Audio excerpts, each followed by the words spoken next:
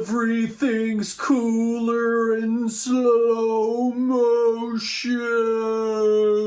Greetings, my fellow nerds. I'm Chris, and welcome back to Dees Nerds, and it's time to watch the theatrical version of Josstice League. So if you want to go straight to the movie, you can go right here. And if you want to go straight to my final comments, you can go right here. Guys, I'm going to be straight up and honest with you. I've had a couple of comments that were like, why are you going to do this movie? Why are you not just putting this out of your mind, going straight to the Snyder Cut?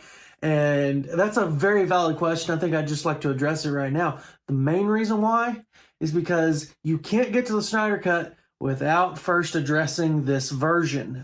This is the whole reason why there's a Snyder Cut and why the Snyder Cut movement happened, is because this was released and people realized that this was not the true vision that Zack Snyder had. And so I think if we're going to do a series called Journey to the Snyder Cut, everything goes through the theatrical version of Josstice League proper. So we're going to sit down, we're going to watch it. And the goal with this is that this will probably be the last time that I watch this movie. Am I going to be one to just throw away the Blu-ray or something? Probably not. I think for just, record keeping sake for me, really, I want to have it. I want to have this on, in my collection. But the idea is, we're going to be putting this one to bed. I do always like this DC intro right here. Oh, the infamous lip. Gosh. I like the idea in theory of what they're trying to do, kind of like a found footage kind of thing with Superman and, trying to inject him as a more hopeful character. But honestly, I can't get around that lip. I mean, it is so bad. And honestly, that's how you can tell the difference between what Joss Whedon shot and what Zack Snyder shot. As if we didn't need a reminder. Okay, I do like this scene, this opening scene. Oh, that's cool. I really enjoy the look of the parademons in this. I think they look genuinely pretty terrifying. We need more Ben Affleck as Batman in our lives. I don't know what drum I have to beat, but please, let's get him a movie or a series on HBO Max. Let's get Jeremy Irons back as Alfred. He is amazing as Alfred. Let's make it happen. Let's get Destro back, Joe Manganiello. Let's make this happen, because he is really amazing, and I just need more of it in my life. What I'm about to say here is probably no profound new thing to say, but apparently this is not a Zack Snyder shot sequence. This is actually shot by Joss Whedon, and I'm frankly kind of stunned by that, because I thought this was a Zack Snyder shot thing. The way he did the opening credits, with the song in the background, and it just feels very Zack Snyder-esque. So this part I will give props to Joss Whedon on, because he nailed that Zack Snyder aesthetic in the opening credits here very beautifully. I would definitely put David Bowie and Prince up there with Superman, and this world is a far worse place without them. Well, I just remember all the stuff that came out when he left, of like, oh yeah, Zack handpicked Joss to do this, and this is all just like a mutual decision, and they're just minor reshoots, and boy, we found out that was a big fat lie, huh? Wonder Woman can always make an entrance, can't she? Oh, this scene is so awesome. I mean, the way she comes through and, just blocks every single bullet as he just goes down the line. Just absolutely awesome. I believe this was a Zack Snyder scene, and it works really well. Bruce with a beard, I completely approve. Say it once again, Zack Snyder was just genius with his casting. I mean, Jason Momoa as Aquaman. I mean, a complete left field choice. Everybody's thinking like, white, blonde-haired, kind of guy for Aquaman, and he goes in a completely different direction. That makes perfect sense. And now, who else would you imagine being Aquaman? I am as straight as the day is long, but that is a beautiful looking man. My thoughts on Ezra Miller as Barry Allen in The Flash are that, honestly, I don't have an opinion yet. I think overall I like the choice of the casting. I just need to see more. I'm really waiting on the Snyder Cut to kind of decide if I like Ezra Miller in that role or not. I really do love the choice here of Billy Crudup as Henry Allen. And I adore the Flash TV show on the CW. Although sometimes Barry Allen, Grant Gustin's, not his performance necessarily, but Barry Allen in that show sometimes just infuriates me with some of his stupid decisions. But overall, I like this. Again, I just kind of want to see more of it. Everything I read said that Cyborg really suffered the most in this film, just from all the cut stuff that was left on the cutting room floor. But what I see of this, I really like Ray Fisher in the role. Although I know with all the recent stuff that's happened, he's probably not going to be in that role ever again. I really hope that that's not the case, because I think he's a great Cyborg, a great choice. And this is going to be a continuing theme throughout this video. I feel like I just want to see more. Thankfully, we are going to get to see more. Connie Nielsen is always a win. Something's happening. Well, here's the part where we trash the CGI for Steppenwolf. I mean, I'm not going to add anything new to the conversation that many other people have commented on, but gosh, this looks like trash. It's just, I can't remember who, I think it was Cinema Wins that called it like PS3 level graphics, and I'm inclined to agree. And the sad thing is, the more you find out about the backstory with this film, it didn't have to be that way. They could have, pushed it back a few more months to the release date, worked on the CGI, maybe allowed Zack to kind of work through, his personal tragedy, and they could have come back. But I mean, this was a rush job. They basically reshot 75% of the movie in a couple of months, and then tried to do all the CGI and everything with it. And it's comical how bad. Like, I can forgive bad CGI, because most bad CGI that I forgive happened like 20 years ago or 15 years ago. But in 2017, there is no excuse for that. Anytime we have an opportunity to go back to Themyscira, I am all for it, because I mean, it's some of my favorite sequences in the DCEU. There was of course, the opening part of Wonder Woman 2017. There was the opening part of Wonder Woman 1984. I mean, it was just, this is just a cool place, and any time we can do like more backstory on that, I'm all for it. Cool. Me? Nothing very interesting. Just saved a bunch of people. I do appreciate that Martha and Lois are kind of leaning on each other in their grief. He said that you were the thirstiest young woman he ever met. Oh, that is such a cringeworthy line. And I defended the Martha scene in Batman v Superman. Gosh. Further away.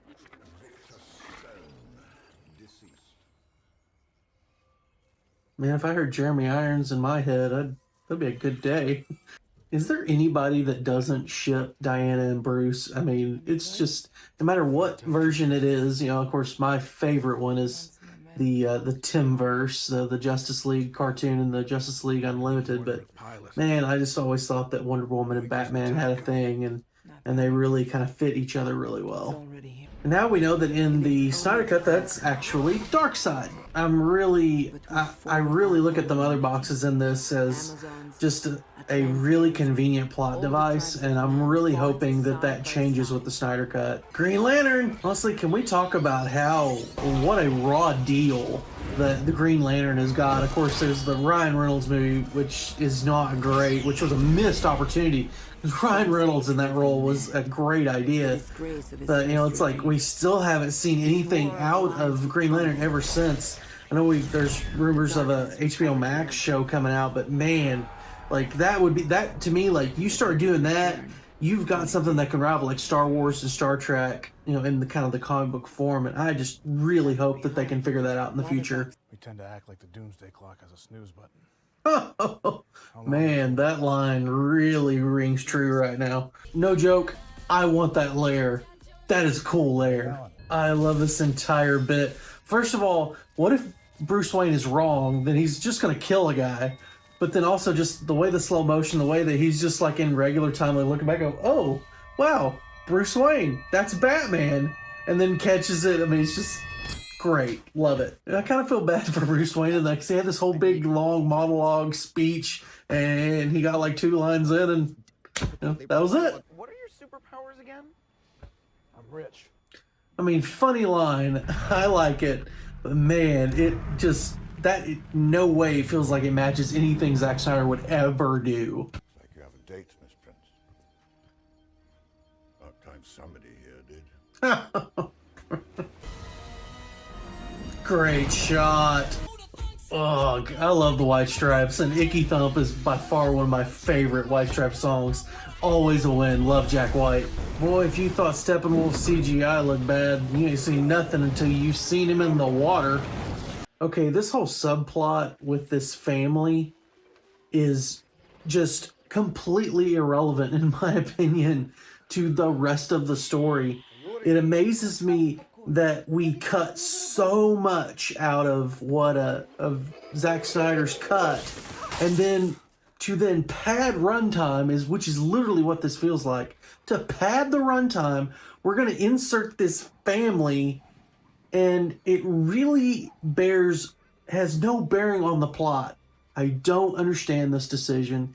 It makes zero sense to me. J.K. Simmons as Gordon is a win, and it's a shame that this is all we've gotten out of it. I mean, clearly we've got something between Gordon and Batman that's been a long relationship.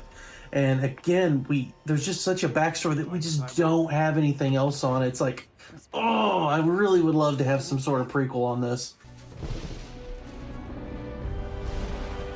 Oh, I will give Danny Elfman some credit on this. Bringing back the Batman March from Batman 1989, that is to me like the definitive Batman theme. I approve. I mean, anytime I hear that music, it just makes me very happy. Oh, wow, they really just vanished. Huh? Oh, that's rude. I mean, I find it funny, but it's clear, we're trying to inject some humor in. I'm not a big fan of the cowl in this. I thought the suit from Batman v Superman was just perfect. The cowl looked great. The suit was great. And the suit doesn't bother me in this, but the cowl just doesn't look right to me. It looks a little, I don't know. I don't know why they just changed that design. I do kind of appreciate that they have a very young, very green Flash in this. But I also appreciate, Batman's advice here. To me, it's like great advice with anybody. Whenever you are facing something in your life that just feels so big that you can't overcome it, you just break it down and you start with the first step, and you only focus on it one step at a time. And generally, you can accomplish whatever you need to do if you just do that. It may not be very real world, but I do appreciate that every time Batman jumps in this movie, that his cape forms the perfect bat outline.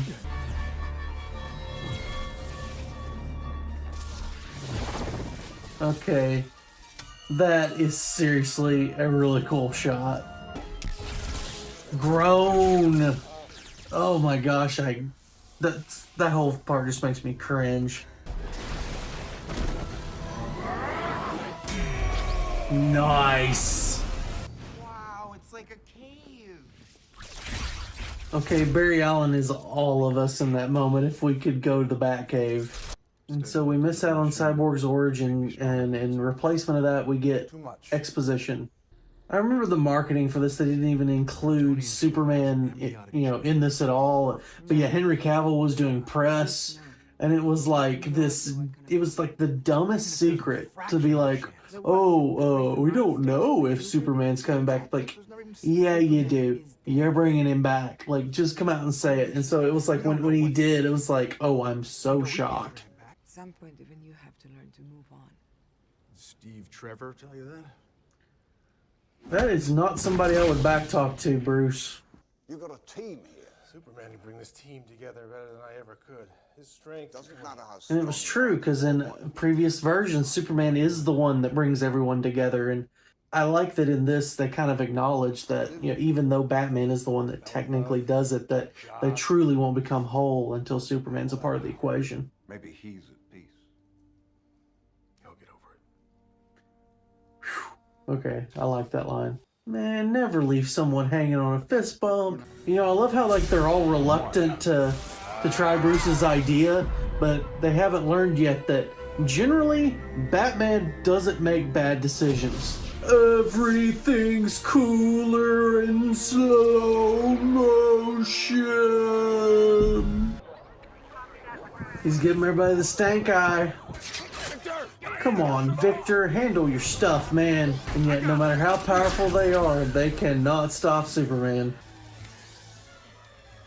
I love that he can handle the lasso of truth. That's That's hardcore. I love this scene right here where he can actually see and sense the Flash and go as fast as he can.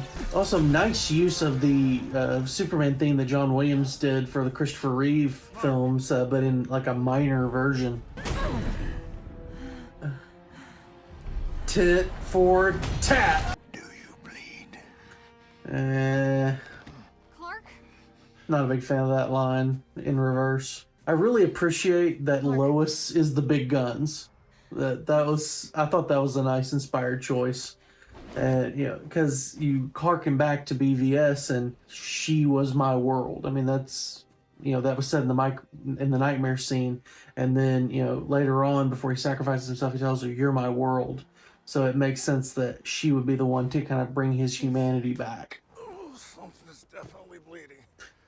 I can definitely do without Batman being quippy. And now we have the obligatory, the team has infighting before they come together to save the day. One thing I do appreciate here, again, more kind of moments between Diana and Bruce, but also showing the repercussions of being Batman here, which I think really was only ever done other than this, like back in the Dark Knight, whenever he's you know, stitching himself up and he pulls off his shirt and he's got all the scars and the bruises.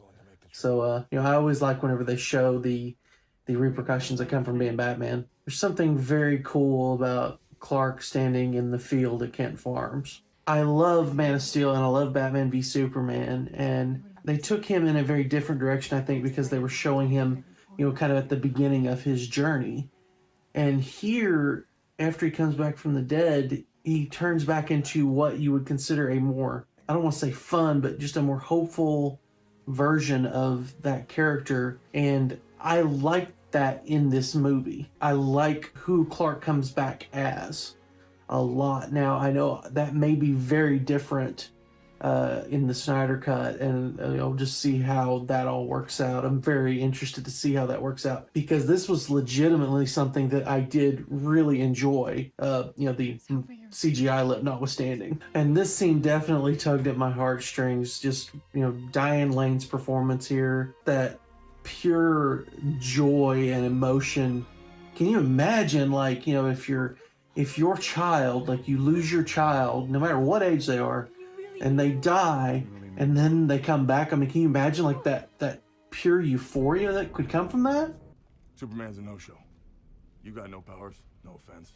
This guy might be working for the enemy, we don't know. Like, you think he's just making this big speech, and it just slowly changes to, like, he just keeps talking and getting more and more honest and more honest. Then you figure out he's sitting on the lasso. Love it. I think that was beautiful. I mean, hey, you shot your shot and missed. It's okay.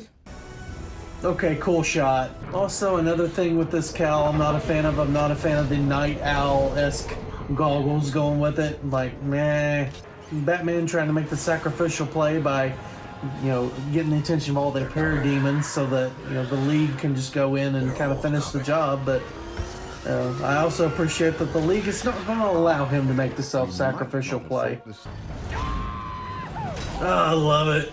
Every time Aquaman's on the screen, it's just instant awesome. Ride ain't over yet. My man. And now I can't stop saying, my man. You may be cool, but you're not surfing a parademon through a broken building cool. Yes, it was gross. Okay, that's funny.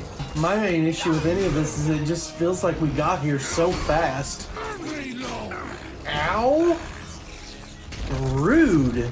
But I'm also a big fan of Justice. I mean, I don't care who you are. That's a pretty cool entrance. I mean, again, the suit's brighter. I do really actually like the colors on this suit. And, yeah, I don't know. I really like Superman's journey throughout this film to kind of becoming a more quote-unquote traditional Superman. It's just a lot of fun. That being said, I'm more than happy to trade that for the black suit Superman. Absolutely. Get him, Superman. Not done with Steppenwolf yet. The end of worlds. Well, I mean, just because you say it doesn't make that true. Creepy Flash is lying seductive poses. All is right again, thank goodness. I bought the bank. That so reminds me of like in Batman Begins when he talks about, you know, buying the hotel and changing the rules about the pool area. Now he just needs to go work for Harrison Wells. 6 chairs, right there. Hall of Justice, baby. Coming out of the shadows to tell us we won't be alone again. I love the idea of Diana coming out into the world and taking on that role. Up in the sky. Such a great shot. I really do love this scene at the end of this movie about, you know, the Flash Superman having a race to see who's faster. Oh, this does make me really happy. So I would love to know in the comments, please let me know, who do you think would win in the Superman and the Flash? Who's the fastest? Let me know. Now here's a part where I need to talk about one of my favorite artists of today. Of course, Gary Clark Jr. is the one doing the Beatles Come Together here, and he is absolutely one of my favorite musicians, songwriters, singers going on today. Just a great mixture of you know, blues and rock and hip hop and punk. I mean, just all of these different styles of music that he throws into his as his influences. So I highly recommend looking back into his albums. He's got three studio albums: Black and Blue, The Story of Sonny Boy Slim, and This Land. And he's got 2 live albums as well that are really good. I mean, he's just phenomenal live, great in the studio, fully recommended. This whole thing bothers me for a couple of reasons. First of all, I love seeing Jesse Eisenberg's Lex Luthor back for a little bit here. And of course, we get to see the briefest glimpse of Joe Manganiello as Deathstroke, which, oh man, what a missed opportunity that was. He is just awesome, and he would have been an awesome Deathstroke. The whole thing I have with this end scene is that you're setting this up and you're giving people hope for, like, you know, the Legion of Doom or whatever it is. According to the different things I read, like reports and different things of that nature, you know, Warner Brothers knew that this version as it was a bad movie and was not going to do well. So if you know in your mind that this is not going to do well, and you really don't have any confidence in this film at all, why put this end scene at the end of the movie?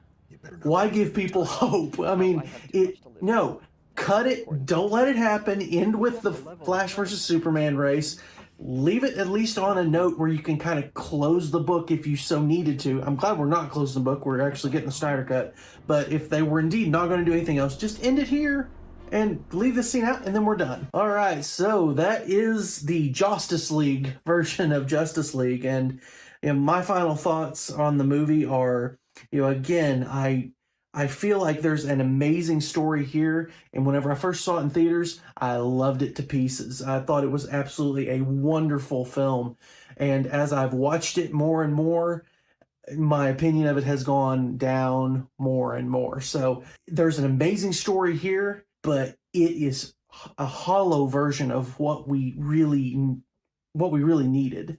And so I am so excited for the Snyder Cut to see, like, the differences, the true differences between this version and that version, knowing that, you know, like 75% of this film was reshot by Joss Whedon. And so 25% of it is Zack Snyder. And then, of course, now it's a 4-hour cut. So there's just this huge amount that we've never seen before. And understanding that, you know, the basic skeletal structure of the story is probably the same, but how we get there and the execution in getting there is going to make all the difference in the world. I'm fully expecting this to be an amazing experience to finally get to see the Snyder Cut. I'm really excited to see the Snyder Cut, and I'm just very thankful to the Snyder Cut movement to make this happen, because you know, I think it goes to show that, you know, if you group together and band together, you know, you can accomplish some really cool things. And also, I'm really glad to hear that they raised a lot of money for, like, suicide prevention and different things like that. So that was, I mean, that's just really amazing. So very excited, can't wait. And now we can kind of put to bed the Josstice League version. So I know you're probably going to have some really strong opinions on this film, so would love to hear them in the comments. Also, you know, hey, if you like this video, please give it a thumbs up. If you like what we're doing here at Dees Nerds, hey, we're just two nerds on one channel talking about the things we love and why we love them. Please subscribe to the channel, ring the bell icon so you know whenever we have new videos coming out. Also, we are on Instagram, Facebook, and Twitter, so if you're missing us in between videos, you can follow us there.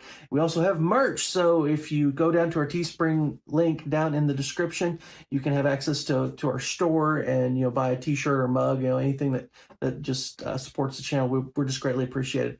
So this is the end of our 4-part series and, the journey to the Snyder Cut. So now all that's left is the Snyder Cut, which is by far the coolest thing about being at the end of this journey. So very excited to sit down. We're going to have the popcorn, candy, soda. We may have to send Charlotte to bed early and stay up late. I mean, it's we're going to have a good time with it and just finally enjoy the wonderfulness that it's finally here. So guys, we appreciate everything, and until next time, I'm Chris and we are Dees Nerds. You guys have a great safe rest of the day. Bye.